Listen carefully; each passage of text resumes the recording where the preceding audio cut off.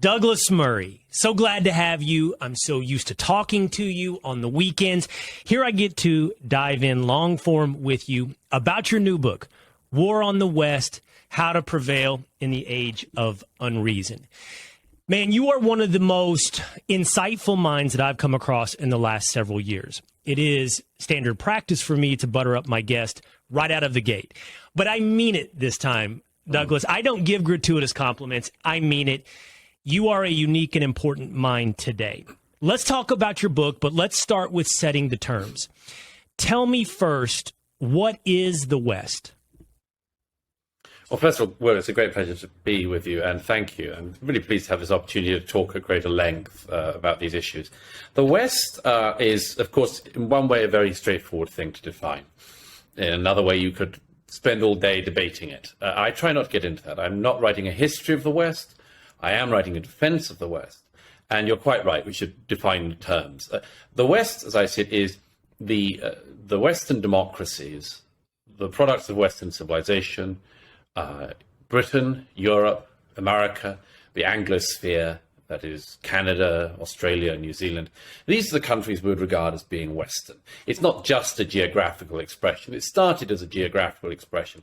But obviously, as I say, there are countries like Australia, New Zealand, and others, which you would definitely add into it. They are more obviously Western. They are Western-style democracies with the system of rights and much more that we have, and they're descended from the same well of ideas, including religious ideas, philosophical ideas, democratic ideas.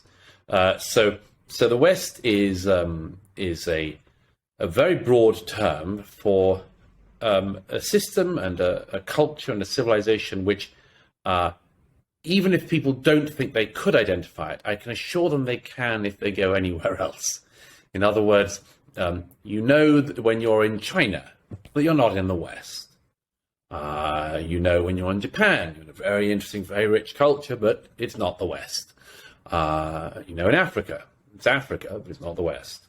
So it is clear, it's certainly obvious when you see it, and I'd argue it's obvious when you're not in it. So yes, it's a pretty broad definition, but you've got to start somewhere. And I want to come back to that somewhere in just a moment. I want to talk more about what exactly encompasses the West. But first, as we sort of lay the foundation of this conversation, now tell me exactly, what is the war? The war is what I describe in the opening as a war on all of the foundations of the West. The foundations of the West include the historical foundations of the West, our history that's being trashed, destroyed, taken away from us, sometimes quite literally, on a daily basis in America and the rest of the West. It's an assault on the peoples of the West in an era where we regard racism, quite rightly, as one of the great human evils, the one racism that is permissible, the one that is indeed encouraged, is racism against the peoples of the West, who, historically speaking, and it's not anything other than an observation of fact, have been white people, not the only people in the West, but the majorities, certainly. There is a war going on against these people, against us, against the people who form the majority in the West. If you wanted to have for some reason you decided you wanted to war on Africa, you would war on the black people who make up the majority in Africa. Well, if you war on the West, you war on the white people who make up the majority in the West. And that process, which I describe, is one of the ugliest things going on in our day, and one of the most vicious. But there's also a war on all of our traditions in the West, a war on the religious foundations of the West. And by that, I don't just mean the Judeo-Christian religion, which is so important to the West, but also the philosophical traditions stretching back thousands of years from ancient Greece and in more recent centuries to the Enlightenment philosophers. Our secular traditions, which were so important to the founding fathers in America, these also have been taken away, described also as racist, colonialist, and much more. And then you get to the attack on the culture of the West, so that everything in the cultural inheritance that we have is also treated through this same very, very narrow ideological prism. And that prism, as I've just given a bit of it away, is always the same. A particular recent ideological prism which sees everything in the West only through the lens of racism, slavery, and colonialism. These now are taken not just through our politics, but through our culture, so that every cultural institution, from soccer teams to art galleries, all have the same political ideology being used to wage war against them. Waging war against the culture, against religion, against philosophy, against history. But who is waging the war? I hear you. It's being waged through the prism of race.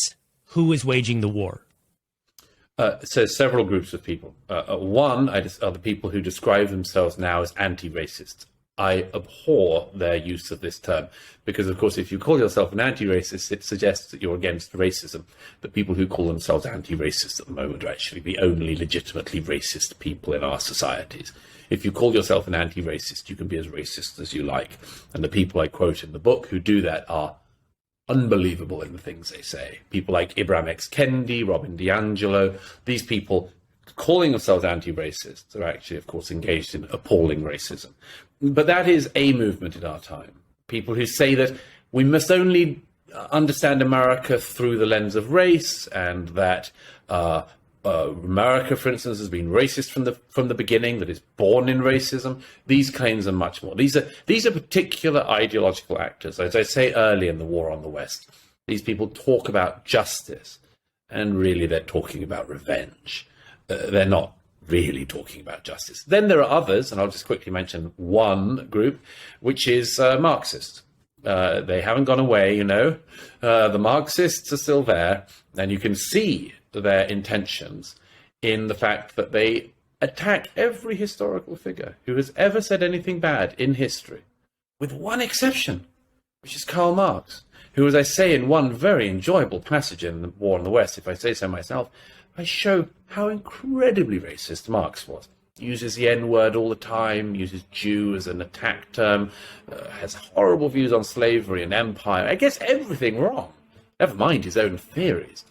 I quote all these passages in the book, and I say, well, that's very interesting. Why are the Marxists not doing to Marx what they've done to Thomas Jefferson, Winston Churchill, Abraham Lincoln?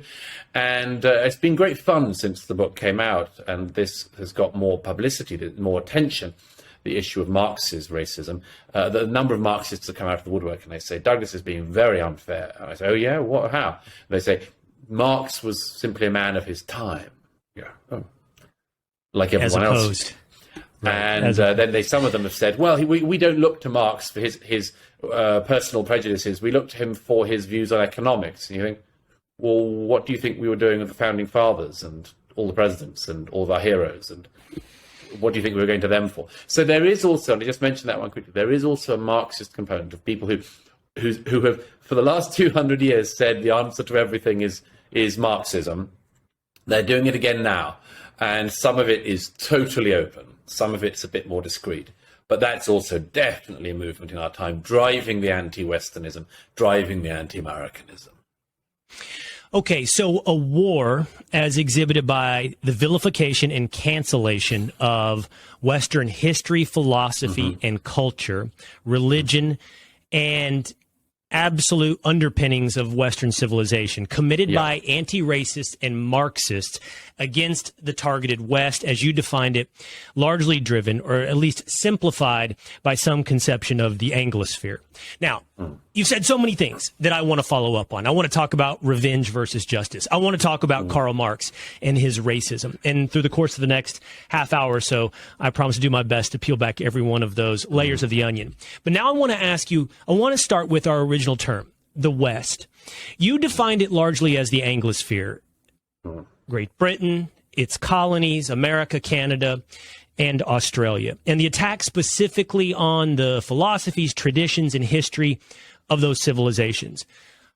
The secondary title to your book actually leads me to this question. You talk about war on the West prevailing in the age of unreason. I've thought a lot about this, Douglas, and I've thought about this anti-racist movement and the way it attacks such fundamental, foundational principles of so much that for me it seems even bigger than what we would call the West, or